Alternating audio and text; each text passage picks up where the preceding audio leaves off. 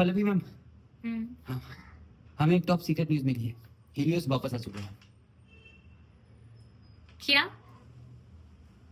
तुम्हारा मतलब वो इंसान जिसने इंटरनेशनल एआई फोरम में 10 फॉरेन साइंटिस्ट को डिबेट में हराया था? जी मैम, वही।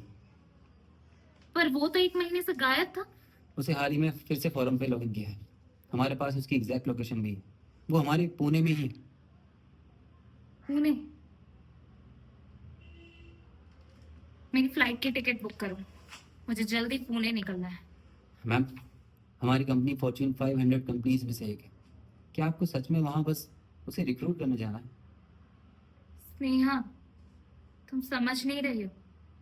वो इंसान बहुत टैलेंटेड है और उसे रिक्रूट करने के लिए अगर मुझे अपने घुटने भी टेकने पड़े ना तो मुझे मंजूर है। सही कहा। इतने टैलेंटेड पर्सन को हर कोई रिक्रूट करना चाहेगा। उसने फोरम में कुछ कहा था क्या? एक फॉरेन यूजर ने फोरम पर एक सरकास्टिक क्वेश्चन पूछा था और उसका कहना था कि हीलियोस के पास स्किल्स नहीं है। तो उसने इस पे कैसे रिएक्ट किया? My skills unmatched and far above than the rest. Helios.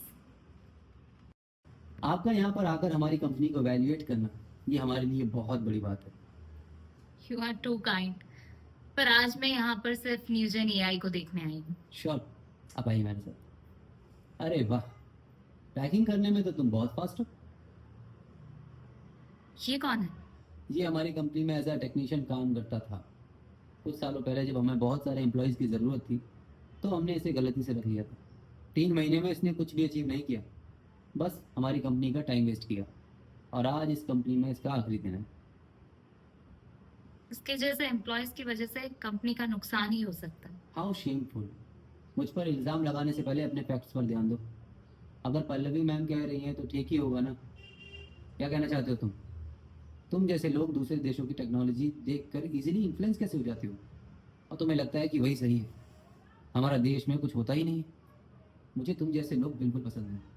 तुम्हें लगता है कि हमारा देश बाकियों के मुकाबले बहुत नीचा है। मुझे थिंकिंग ही नहीं पसंद। हमारा एआई टेक्नोलॉजी वर्ल्ड में सबसे बेस्ट है। ये कैसे कह सकते हो तुम? क्योंकि क्योंकि ये मैंने बनाया।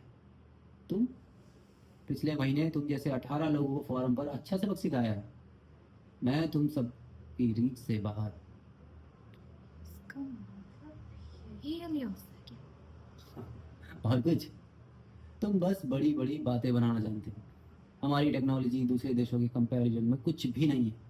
हम सिर्फ उनकी टेक्नोलॉजी को कॉपी करते हैं। न्यू जेन एआई तो दूसरे देशों की टेक्नोलॉजी में 100 साल पीछे है। तुम लोग वर्ल्ड क्लास बनने का सिर्फ और सिर्फ सपना देख सकते हो। मिस्टर देशमुख, आप तो जाने माने एआई एक्सपर्ट हैं।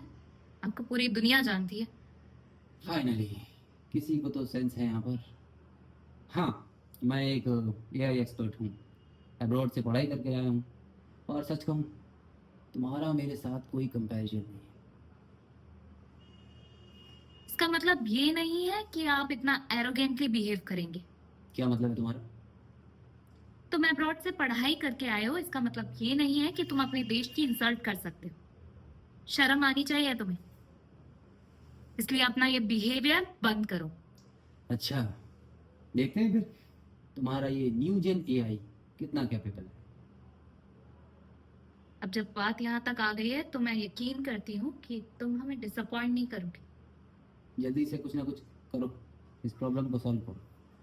अब बात हमारे रेपुटेशन की है।